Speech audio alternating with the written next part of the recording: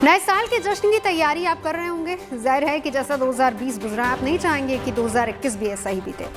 लेकिन 2021 की आमद से पहले कोरोना की दहशत हमें डरा रही है।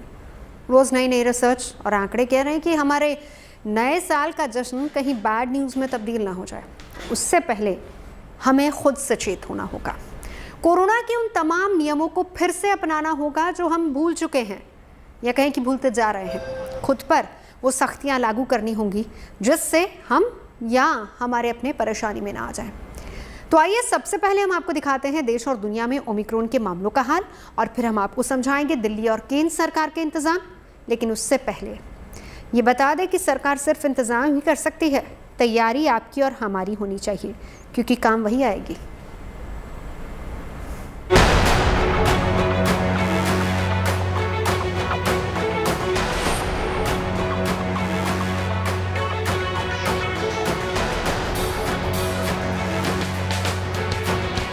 संकट ओमिक्रॉन को लेकर है, लेकिन इस बीच कोरोना के बढ़ते मामलों ने मुसीबत बढ़ा दी है। दिल्ली में 6 महीने बाद ऐसा हुआ कि 24 घंटे में कोरोना के 100 से ज्यादा मरीज सामने आ गए। ओमिक्रॉन की वजह से तीसरी लहर की आशंका देखते हुए ये आंकड़ा चिंता बढ़ाने वाला है। लेकिन डॉक्टर मान रहे हैं कि केस बढ़ने से घबराने की जरूरत नहीं है। कितने केसेस आ गए, घबराने की जरूरत नहीं है। हाँ, वह जो है कितनी सीवियरिटी कर रहा है, कितनी डेथ कर रहा है, उसकी अगर ये ज्यादा होने लगता है तब हमें घबराने की जरूरत है। केसेस जो है बढ़ सकते हैं, हो सकता है प्रोबेबिलिटी है ओमिक्रॉन, क्योंकि उसकी इन्फेक्टिविटी बहुत ही ज्यादा है ओमिक्रॉन की। तो ये जो है अभी जो है इसको हमें वॉच करने की जरूरत है, और तभी जो है कॉन्फिडेंस से हम कुछ कह सकते हैं। गुड न्यूज यह है कि कोरोना के बढ़ते मामलों को देखते हुए दिल्ली सरकार ने जीनोम सीक्वेंसिंग का दायरा बढ़ा दिया है। कल 100 के पार कर गए, 100 से ज़्यादा केसेस आए हैं। ये केसेस कौन से हैं? क्या ये ओमिक्रॉन है या ये पुराने वाला वायरस है, नए वाला वायरस है? अभी तक केवल एयरपोर्ट पे जो लोग आ रहे थे उनकी हम टेस्टिंग कर रहे थे। अब हमने ये तय किया है कि सारे जितने भी पॉजिटिव केस दिल्ली के अंदर निकलेंगे सबको हम जीनोम टेस्टिंग के लिए भेजेंगे, कि 100% केसेस को ये टेस्ट करेंगे जो पॉजिटिव केसेस होंगे, कि इसमें इस व्यक्ति में कोरोना है तो ये कौन से वाला कोरोना है, ये डेल्टा वाला कोरोना है कि ओमिक्रॉन वाला कोरोना है। दिल्ली में अभी तक ओमिक्रॉन के 26 मामले सामने आ चुके हैं। इनमें से आधे मरीज स्वस्थ होकर घर जा चुके हैं। अच्छी बात यह है कि किसी भी मरीज में कोई भी गंभीर लक्षण देखने को नहीं मिला। ज़्यादातर जो मरीज हमारे पास आए वो स्वस्थ थे, कोई मेजर सिम्टम्स नहीं था, ऑक्सीजन का रिक्वायरमेंट नहीं था, बहुत हल्के मामूली लक्षण थे, जैसे कि गला खराब होना, हल्का सिर में दर्द, बदन में दर्द और कमजोरी होना। एक पेशेंट को लूज मोशन भी थे, पर सारे के सारे पेशेंट जो हमने डिस्चार्ज करे वो बिल्कुल स्वस्थ होके गए। कोई कॉम्प्लिकेशन नहीं हुई, कोई उनको आईसीयू की आवश्यकता नहीं हुई, ना किसी को ऑक्सीजन हमें देना पड़ा, ना किसी को रेमडेसिविर देना पड़ा, ना किसी को स्टीरॉयड देना पड़ा। यानी कि बिना किसी मेजर प्रॉब्लम के पेशेंट 7 से 8 दिन में आरटीपीसीआर नेगेटिव हो गए और उनका जो वायरस है वो भी क्लियर हो गया। जानकार मान रहे हैं कि ओमिक्रॉन घातक नहीं है, लेकिन नया वेरिएंट अगर बड़ी तादाद में संक्रमित करता है तो हालात बिगड़ सकते हैं। WHO के वैज्ञानिकों का मानना है कि जहां भी ओमिक्रॉन कम्युनिटी स्प्रेड की स्थिति में पहुंच गया, वहां इसके मामले 1.5 से 3 दिन में 2 गुने हो रहे हैं। ब्रिटेन में ओमिक्रॉन के केस एक दिन में 3 गुने बढ़ गए, और दावा है कि भारत में भी संक्रमण बढ़ा तो इस हिसाब से रोजाना 14 लाख केस सामने आ सकते हैं। इसीलिए केंद्र और राज्य सरकारों की नजर ओमिक्रॉन के बढ़ते खतरे पर है। मैंने कहा कि सब स्टेट गवर्नमेंट लिख के दे कि ये वेंटिलेटर में मिला है, ये वेंटिलेटर इंस्टॉल हो गया है, ये वेंटिलेटर अच्छी तरह से चल रहा है, ऐसा प्रमाण पत्र दे दो। जैसे किसी को बिना कारण से पॉलिटिक्स करने का भी अवसर हम नहीं देना चाहते हैं। आज 48,000 वेंटिलेटर का रिपोर्ट स्टेट गवर्नमेंट ने दिया है। दिल्ली के अस्पतालों में भी पुख्ता तैयारी है, लेकिन सरकार मान रही है कि अगर संक्रमण बढ़ा भी तो ज्यादातर मरीजों को अस्पताल लाने की जरूरत नहीं पड़ेगी। इसलिए सरकार होम आइसोलेशन प्रोग्राम को मजबूत करने जा रही है।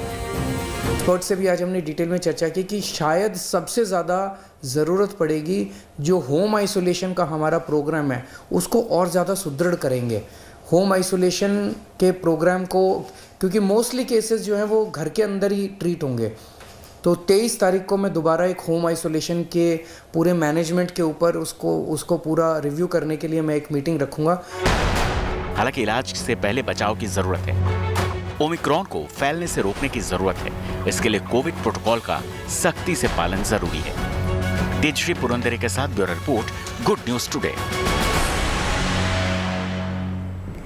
और यही वो तैयारी है जिसका जिक्र हम कर रहे हैं। बार बार हम कह रहे हैं कि सरकार इंतजाम कर सकती है, तैयारी हमें करनी होगी। यानी कोई भी संकट आए उससे पहले हम और आप बचाव की तरफ जाए। ओमिक्रॉन को लेकर सैकड़ों आशंकाओं के बीच अब सवाल यहाँ पर ये उठता है कि आने वाले दिनों को लेकर भारत का डर कितना जायज़ है। क्या हमें कोरोना संक्रमण की वजह से तीसरी लहर का भी सामना करना पड़ेगा, वो भी तब जब दूसरी लहर की वजह से दिखा तबाही का मंजर दिल्ली में रहने वाले लोगों के जहन में अब तक नहीं हटा है।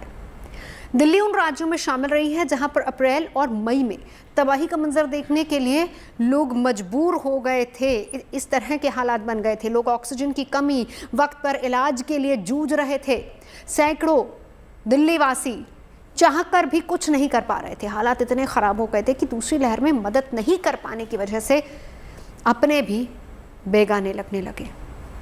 जिन्होंने कोरोना की जंग जीती वो अब भी खांसी या फिर सांस फूलने, कमजोरी और मानसिक तनाव की समस्याओं से दो चार हो रहे हैं। अब वैसे ही हालात दोबारा खड़े होने की भविष्यवाणियां शुरू हो गई हैं।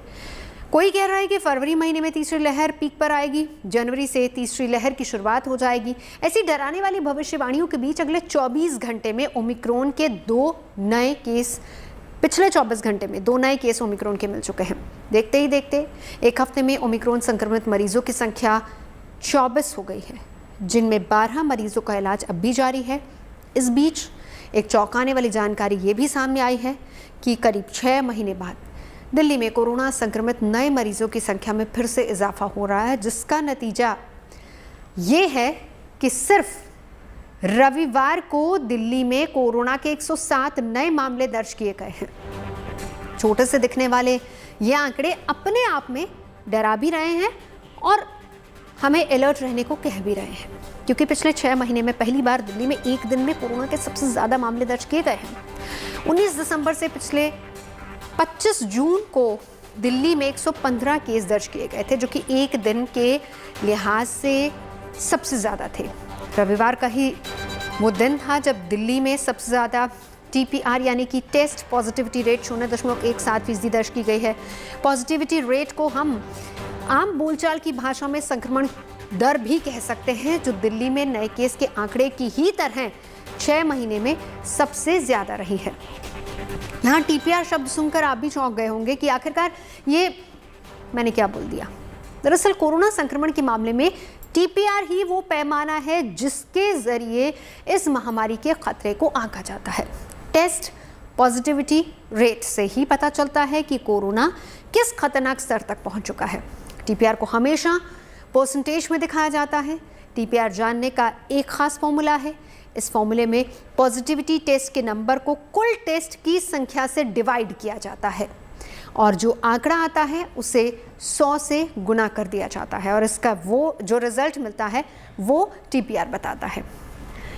अगर किसी इलाके में टेस्ट पॉजिटिविटी 5% से कम है तो इसे कोरोना संक्रमण के लिहाज से अच्छा माना जाता है। संक्रमण के इस दर को नियंत्रण में बताया जाता है। जैसे जैसे TPR का परसेंटेज बढ़ता जाता है, कोरोना का संक्रमण उतना ही ज़्यादा खतरनाक और भयावह होता जाता है। दिल्ली में एक बार फिर से टेस्ट पॉजिटिविटी रेट बढ़ रहा है, जो खतरे की बात है। संक्रमित मरीजों के सैंपल्स की जीनोम सीक्वेंसिंग के बाद ही पता चलेगा कि कितने लोग ओमिक्रॉन वेरिएंट से संक्रमित हैं। लेकिन कोरोना के नए मामलों में और बढ़ोतरी ना हो, इसके लिए हमें मास्क पहनना होगा, वैक्सीन की सुरक्षा लेनी होगी यानी कि दोनों डोज। वायरस से बचने के लिए सेल्फ लॉकडाउन का पालन हमें करना ही होगा। दिल्ली में सिर्फ एक दिन में कोरोना के 107 नए मामलों ने सबकी चिंता बढ़ा दी है। दिल्ली सरकार भी उसी खतरे को भांप चुकी है और यही वजह है कि दिल्ली के मुख्यमंत्री अरविंद केजरीवाल ने हर सैंपल को जीनोम सीक्वेंसिंग के लिए भेजने का फैसला किया। जबकि ये बात अब तक साफ हो चुकी है कि जीनोम सीक्वेंसिंग में समय लगता है और खर्च भी बहुत ज़्यादा आता है। और यही वजह थी कि दिल्ली समेत पूरे देश में अब तक सिर्फ विदेश या हाई रिस्क वाले देशों से आने वाले यात्रियों की ही जीनोम सीक्वेंसिंग होती थी। लेकिन रविवार यानी कि सिर्फ एक दिन में 100 केस आने पर जीनोम सीक्वेंसिंग को लेकर दिल्ली सरकार को अपना रुख बदलना पड़ा है। कोरोना संक्रमण की तेज रफ्तार के बीच दिल्ली की सरकार ने जीनोम सीक्वेंसिंग को लेकर अपनी नीति में बदलाव कर दिया है और दिल्ली में अब हर एक्टिव मामले की जीनोम सीक्वेंसिंग होगी। अब आप ये जानना चाहेंगे कि आखिर जीनोम सीक्वेंसिंग क्या है, क्यों दिल्ली सरकार हर सैंपल को जीनोम सीक्वेंसिंग के लिए भेजने पर जोर लगा रही है। दरअसल कोरोना के किसी भी नए वेरिएंट जैसे कि ओमिक्रॉन की भी पहचान करने और उसे रोकने के लिए जीनोम सीक्वेंसिंग तकनीक की ही ज़रूरत पड़ती है, जो 4 चरणों में होती है। इसके लिए सबसे पहले कोरोना पॉजिटिव सैंपल से आरएनए अलग किया जाता है। फिर आरएनए सैंपल की लाइब्रेरी तैयार की जाती है। हर सैंपल को आईडी दिया जाता है और सभी को एक साथ मिला दिया जाता है। फिर आरएनए सैंपल की लाइब्रेरी को कार्ट्रिज पर रखकर सीक्वेंसिंग मशीन में डाला जाता है। एक कार्ट्रिज में अधिकतम 384 सैंपल्स रखे जाते हैं। मशीन इनमें से हर सैंपल को पढ़ती है और सीक्वेंस करती है। आखिर में सैंपल के डेटा की एनालिसिस यानी कि उसका विश्लेषण किया जाता है। ये पता लगाया जाता है कि जो वायरस मिला है उसका सीक्वेंस क्या है, क्या उसका कोई नया रूप या फिर म्यूटेशन तो नहीं है। इस प्रक्रिया में 3 दिन का वक्त लग जाता है।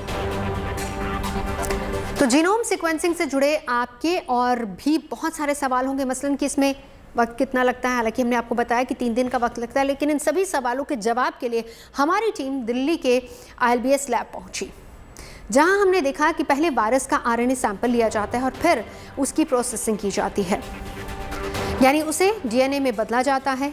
इसके बाद डीएनए को छोटे छोटे टुकड़ों में बांटा जाता है।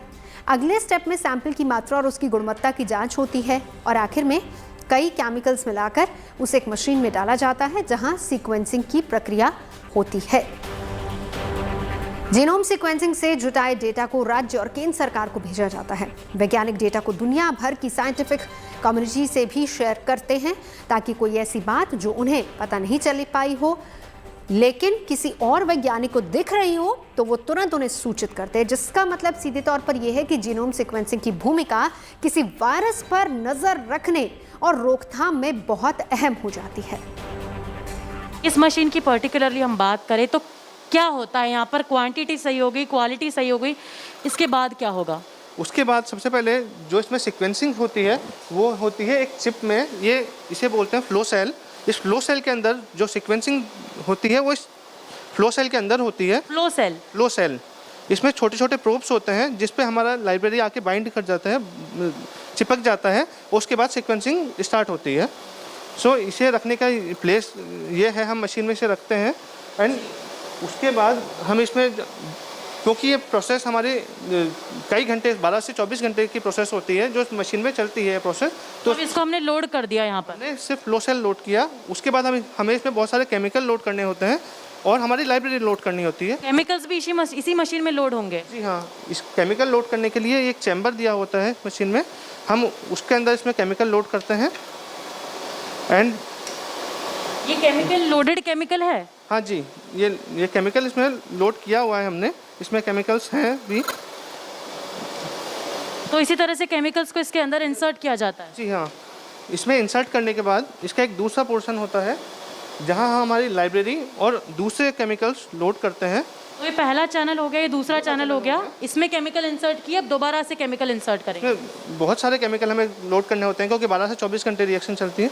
तो एक ये वेल होता है जहाँ हम अपनी लाइब्रेरी को लोड करते हैं। लाइब्रेरी को लोड करते हैं यानी कि सैंपल्स जो है वो इस वेल में जाता है? जाते हैं। हमारे 384 सैंपल जो हमने पूल किए हैं उन्हें, उस पूल सैंपल्स को हम इसमें लोड करते हैं, इसमें डालते हैं और उसके बाद जैसे हम स्टार्ट करेंगे ये रिएक्शन स्टार्ट हो जाएगी। एक समय पे कितने सैंपल जा सकते हैं इस बार में? हम 384 सैंपल एक बार में सीक्वेंस कर सकते हैं इस मशीन पे। और ये लोड करने के बाद? ये लोड करने के बाद हम प्रोसीजर स्टार्ट कर देते हैं एंड सीक्वेंसिंग स्टार्ट हो जाती है। तो यहाँ पर इस मशीन में पर्टिकुलरली आपने तो मुझे प्रोसेस बताई कि केमिकल्स डाल के मशीन में यहाँ पर प्रोसेस शुरू होती है, लेकिन इसी प्रोसेस से पता चलता है कि इसमें ओमिक्रॉन वेरिएंट है या नहीं। इसमें सीक्वेंसिंग हुई है, हम उस सीक्वेंस जो हमें मिले हैं उन सीक्वेंस को हम फर्दर प्रोसेस करते हैं, उसे एनालाइज करते हैं हमारे रेफरेंस जीनोम के साथ कि वो जो हमें जो सीक्वेंस मिली है वो उसमें कहाँ का वेरिएशन है। उसके लिए हमें एक रेफरेंस चाहिए होता है और रेफरेंस हम लेते हैं जो वुहान में जो हमें वेरिएशन जो मिला, जो जीनोम मिला था, उसे एज ए रेफरेंस लेके हम उसके साथ हमारे पूरे जीनोम को अलाइन करते हैं। तो जीनोम सीक्वेंसिंग की भूमिका कितनी है ये आप समझ गए होंगे, यानी कि किसी भी वायरस पर नजर रखने और रोकथाम में ये बहुत अहम है ताकि किसी तरह की महामारी से जुड़ी बीमारी को फैलने से पहले ही उसे रोक दिया जाए, और अगर बीमारी फैल गई है तो जीनोम सीक्वेंसिंग के जरिए मिले डेटा के आधार पर नीतिगत फैसले बनाए जा सके। ओमिक्रॉन का मुकाबला करने के लिए दिल्ली एनसीआर के अस्पताल तैयार है। नोएडा के यथार्थ अस्पताल में 1200 बेड्स का इंतजाम कर दिया गया है। खासतौर पर बच्चों के लिए आईसीयू बेड्स तैयार किए गए हैं, और ख़ास बात यह है कि जो वेंटिलेटर्स यहाँ पर लगाए गए हैं उनको खासतौर पर कोरोना संक्रमित मरीजों के लिए ही तैयार किया गया है। इस वक्त हम यथार्थ हॉस्पिटल के आइसोलेशन वार्ड में मौजूद हैं। यह आइसोलेशन वार्ड केवल और केवल ओमिक्रॉन वेरिएंट से संक्रमित और कोरोना से संक्रमित मरीजों के लिए ही बनाया गया है। इसकी खास बात यह है कि इस आइसोलेशन वार्ड में एक खास वेंटिलेटर्स लाए गए हैं। हमने देखा कि पहली और दूसरी लहर के दौरान वेंटिलेटर्स की ऑक्सीजन की सबसे ज़्यादा कमी पाई गई थी।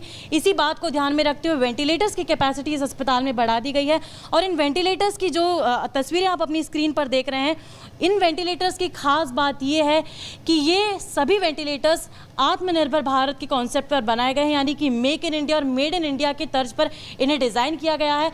अब इन वेंटिलेटर्स की एक और ख़ास बात यह है कि बच्चों के लिए भी इन वेंटिलेटर्स को डिज़ाइन किया गया है। हमने देखा कि तीसरी लहर में जो है सबसे ज़्यादा शंकाएं जताई जा रही हैं कि बच्चों को तीसरी लहर ज़रूर अफेक्ट कर सकती है, क्योंकि बच्चे अभी तक वैक्सीनेटेड नहीं है, तो कहीं ना कहीं बच्चे इस तीसरी लहर के चपेट में आ सकते हैं। इस बात को ध्यान में रखते हुए इन वेंटिलेटर्स को इसी तर्ज पर डिज़ाइन किया गया है कि यदि बच्चे भी तीसरी लहर की चपेट में आते हैं तो उनका भी इलाज इन्हीं वेंटिलेटर से किया जाएगा। ये जो वेंटिलेटर है बच्चों के लिए भी, एडल्ट के लिए भी है। अराउंड 2.5 kg पेशेंट ऑनवर्ड्स हमारे ये मशीन को हम यूज़ कर सकते हैं। तो ऑन दैट नो काफ़ी सारी रेंज इसमें पेशेंट रेंज हम यूज़ कर सकते हैं। जब प्रोडक्शन कैपेसिटी की बात करें तो कितना बदलाव आया है कोरोना काल से पहले और कोरोना काल के बाद? सबसे पहला लहर में जिसमें हमने कैपेसिटी था हमारा, सेकेंड में हमने डबल किया था। अभी नाउ जैसे आपने बोला 1000 से अब वी हैव 2000 कैपेसिटी है। Even we can increase up to more than that. We have the raw material stocks are there. हम प्रिपेयर में more than 500 material ready for any point of time supply, and हम चाहे तो 2000 भी ventilator बना सकते हैं। सो कुछ भी सपोर्ट चाहिए इंडिया के लिए, we are ready for the max ventilator, ready for to support it. क्या इसका हर एक पार्ट केवल और केवल इंडिया में बनाया गया है? इस बात पर हमें बताइए। Any components we are using from India because we are strongly, हम चाहते हैं कि इंडिया को दिया जाए आगे, एंड आत्मनिर्भर भारत का जो प्रोग्राम प्लान है उसमें हमें फुल्ली सेटिस्फाई ऑन दैट, उसमें हम आगे काम करें। और मेक इन इंडिया प्रोग्राम एक one of the most reputed brand actually, इसलिए कस्टमर भी काफ़ी इसको पसंद करते हैं। और आज संसद में स्वास्थ्य मंत्री मनसुख मांडविया ने बताया कि सरकार ओमिक्रॉन वेरिएंट का सामना करने के लिए इंतजाम कर रही है। आज देश में जो 161 केस पाया गया है उसमें से 13% केस एकदम माइल्ड है, 80% केस एसिम्प्टोमेटिक है, 44 केस ठीक होके अपने घर चले गए हैं। आज के दिन में हमारी कुल ये स्थिति है, और ओमिक्रॉन वायरस 96 कंट्री तक आज वो स्प्रेड हुए हैं। सभी तरह की नज़र हमें ओमिक्रॉन वेरिएंट पर लगा के रखी है। चलिए बात दिल्ली की हवा की कर लेते हैं। जी हाँ, मौसम सर्दी का है, ठंड बढ़ रही है, लेकिन हवा की गुणवत्ता में थोड़ा सुधार आया है। दिल्ली का AQI थोड़ा बेहतर हुआ है, लेकिन हम कह सकते हैं कि दिल्ली की हवा पूरी तरह से साफ़ नहीं हुई, थोड़ी बहुत साफ़ ज़रूर हो, लेकिन उतनी साफ़ नहीं हो रही कि हम उसे बहुत ही सेहतमंद कह दें। चलिए समझते हैं दिल्ली की एयर क्वालिटी को, और फिर हम आपको बताएंगे दिल्ली की हवा को और बेहतर करने के लिए क्या हो सकता है।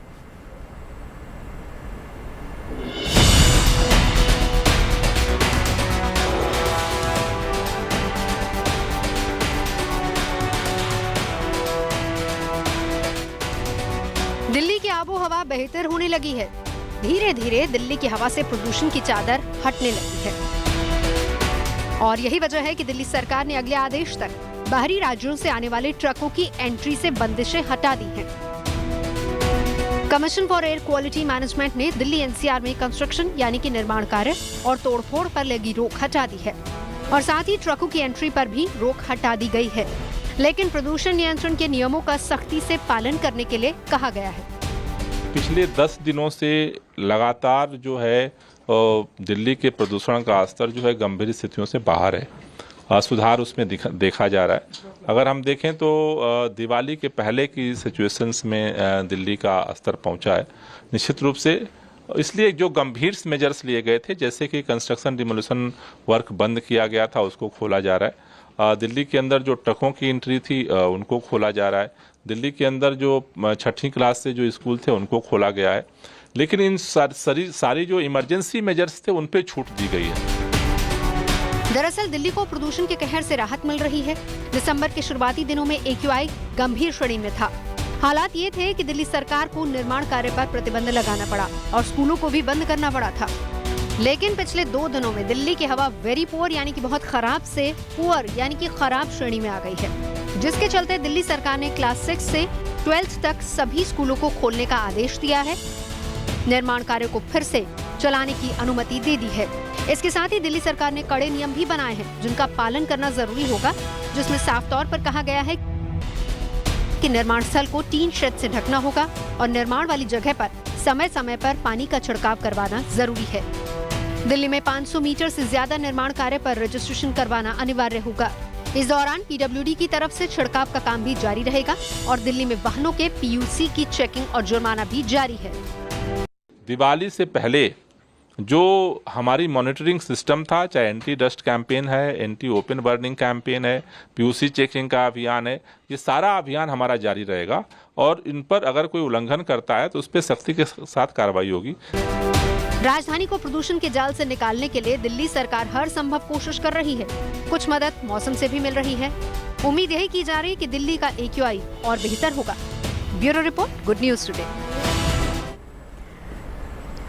अब आप ये सोच रहे होंगे कि दिल्ली में प्रदूषण कम कैसे हो गया। असल में पिछले कुछ दिनों से हवा की रफ्तार बढ़ी है और यही वजह है कि सर्दी के मौसम में हवा सांस लेने लायक है। दिल्ली के हालात सुधर रहे हैं। सरकार नियमों के जरिए रोकथाम पर भी काम कर रही है, लेकिन हम खुद भी लापरवाही नहीं बरतें, ऐसा हमें ख्याल रखना चाहिए। हमें भी सचेत रहने की ज़रूरत है और जो लोग प्रदूषण को कंट्रोल नहीं कर सकते उन्हें कम से कम प्रदूषण को बढ़ाने से भी बचना चाहिए, ऐसी कोशिश हो।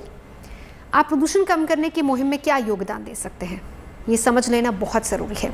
कुछ ऐसे उपाय भी हैं जो हर इंसान करना अगर शुरू कर दे तो प्रदूषण पर रोकथाम लगाई जा सकती है और उसमें काफ़ी हद तक मदद भी मिलेगी। जैसे निजी वाहनों की जगह हम सार्वजनिक वाहनों का इस्तेमाल करें। सड़क पर जितनी कम गाड़ियाँ होंगी उतना कम प्रदूषण होगा। वहीं अगर आप निजी वाहनों का उपयोग करते भी हैं तो आपको कार पूलिंग पर ज़्यादा जोर देना चाहिए।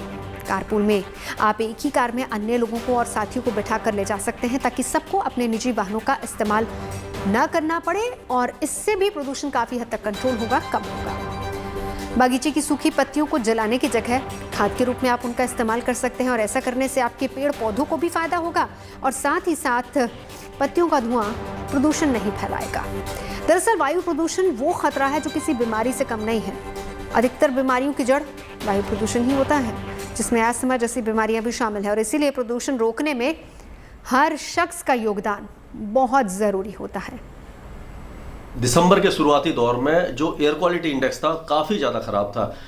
वो वेरी पुअर, सीवियर और हजार्डस कंडीशन तक पहुंचा और पिछले 3-4 दिनों के दौरान हमने देखा कि काफ़ी ज़्यादा इंप्रूवमेंट हुआ है। उसका कारण ये था कि दिसंबर के शुरुआती दौर में तापमान तो गिरने लगे थे, लेकिन जो कमज़ोर वेस्टर्न डिस्टर्बेंस एक के बाद एक आ रहे थे उसके कारण हवाओं की रफ्तार बहुत कम थी।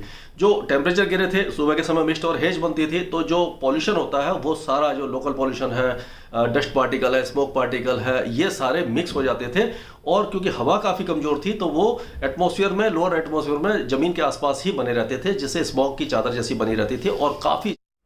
रुकेंगे एक ब्रेक के लिए। अच्छी और सच्ची खबरों का सिलसिला जारी है, आप देखते रहिए गुड न्यूज टुडे। चुनाव सुधार हर सरकार के लिए एक बहुत बड़ी चुनौती रही है और मौजूदा केंद्र सरकार भी इसी कवाद में जुटी है। गुड न्यूज वैसे ये है कि आज चुनाव अधिनियम संशोधन विधेयक 2021 को लोकसभा से पास कर दिया गया है। इस विधेयक में चुनाव को लेकर कई अहम बदलाव के प्रावधान किए गए हैं और सबसे अहम ये है कि इसमें वोटर आईडी कार्ड को आधार से लिंक करने का प्रावधान है। वैसे दावा ये किया जा रहा है कि इससे फर्जी वोटिंग रोकने में मदद मिलेगी। हालांकि इससे कानून बनने के लिए अभी राज्यसभा से पास होना बाकी है।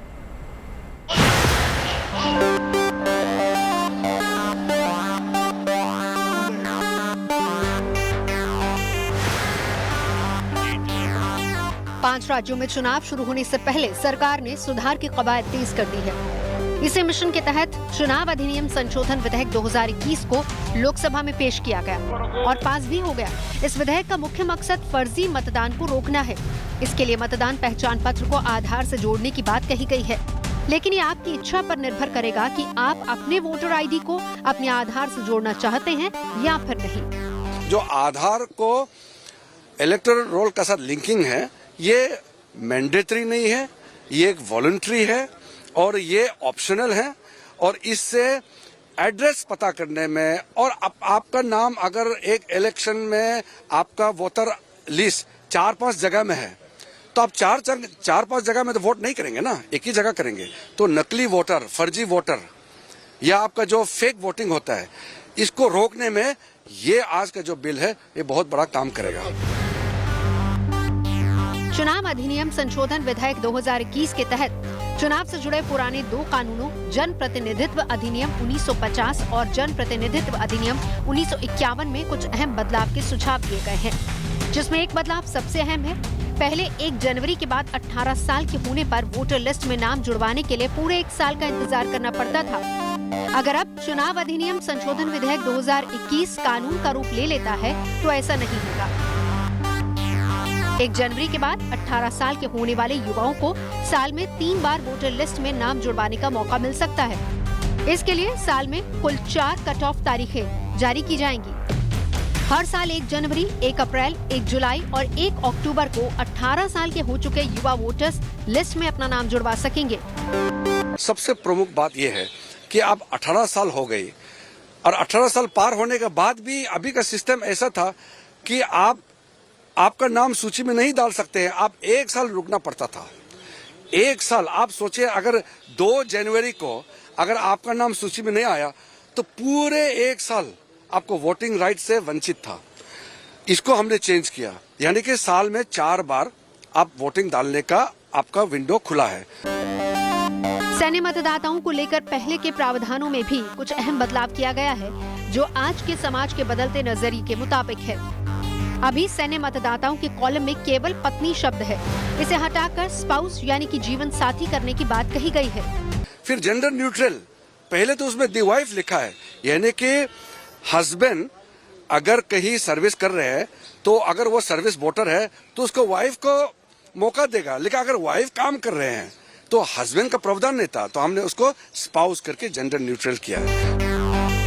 चुनाव अधिनियम संशोधन विधेयक 2021 को केंद्रीय मंत्रिमंडल ने 15 दिसंबर को अपनी मंजूरी दे दी थी। अब लोकसभा से भी पास कर दिया गया है। इस विधेयक को कानून का जामा पहनने के लिए राज्यसभा और राष्ट्रपति भवन तक का सफर अभी तय करना है, लेकिन इस रफ्तार को देखते हुए लगता नहीं है कि इसमें बहुत ज्यादा वक्त लगेगा। Bureau report, good news today. वैसे इस विधेयक में सबसे ज्यादा चर्चा वोटर आईडी को आधार से जोड़ने को लेकर ही हो रही है। हालांकि सरकार ने साफ कर दिया है कि दोनों आईडी को जोड़ना अनिवार्य नहीं, यानी जो चाहेगा उसी का आधार उसके वोटर आईडी कार्ड से लिंक होगा, लेकिन इस सुधार को लेकर बहस अभी जारी है। जो सरकार चाह रही है वो चाह रही है कि आधार कार्ड को वोटर आईडी के साथ लिंक कर सके, ताकि जो वोटर आईडी में फर्जीवाड़े होते हैं, वोटिंग में जो फर्जीवाड़े होते हैं, उसको रोका जा सके। तो मेरे हिसाब से काफी अच्छा फैसला है, क्योंकि जो आपकी आइडेंटिफिकेशन है, अगर वो चेक हो जाए कि जो वोटर है वो सही है नहीं है और जो वोटर है वो कोई और बन के तो नहीं आ रहा, तो ये काफी अच्छा फैसला है, काफी अच्छी डायरेक्शन में है। सुप्रीम कोर्ट में डेफिनेटली चैलेंज होगा, हो भी सकता है। आप अब अपना आधार अपने वोटर आईडी कार्ड के साथ लिंक कर सकते हैं। उसका सीधा बेनिफिट ये होगा कि केवल जो जेन्युइन बोनाफाइड वोटर्स हैं वो ही लिंक कर पाएंगे, क्योंकि आधार तो हर व्यक्ति के पास एक ही है। और अगर आप जैसे लिंक करेंगे तो आपकी ना केवल जो इलेक्टोरल रोल की आपकी जो एंट्री है उसको ऑथेंटिक मान लिया जाएगा, लेकिन आपको भी बहुत सुविधाएं मिल जाएंगी। साथ ही साथ अगर आप चुनावी प्रकरण के दृष्टिकोण से देखें तो पाएंगे कि चुनाव में फिर आप इंश्योर हो पाएगा कि ये जो झूठे बोगस वोट लगा करते थे वो फिलहाल थोड़े पड़ने कम हो जाएंगे। सर चलिए अब चलते चलते आज की खूबसूरत तस्वीर आपको दिखा देते हैं। उत्तर प्रदेश की राजधानी लखनऊ में भारत की आज़ादी के 75 साल पूरे होने पर आज़ादी का अमृत महोत्सव मनाया जा रहा है। इस मौके पर अब तक के सबसे बड़े ड्रोन शो का आयोजन किया गया, जिसके जरिए भारत के प्रथम स्वाधीनता संग्राम यानी कि 1857 से लेकर 1947 तक की कहानी को बयां किया गया है। इस ड्रोन शो में रूस से मंगवाए गए 500 ड्रोन्स का इस्तेमाल किया गया। नेताजी सुभाष चंद्र बोस ने देश को गुलामी के शिकंजे से मुक्त कराने के लिए अपने बल पर Indian national army Azad Hind फौज का गठन किया। पराधीन देश की जनता में स्वराज के संघर्ष को नई चेतना मिली। नेताजी ने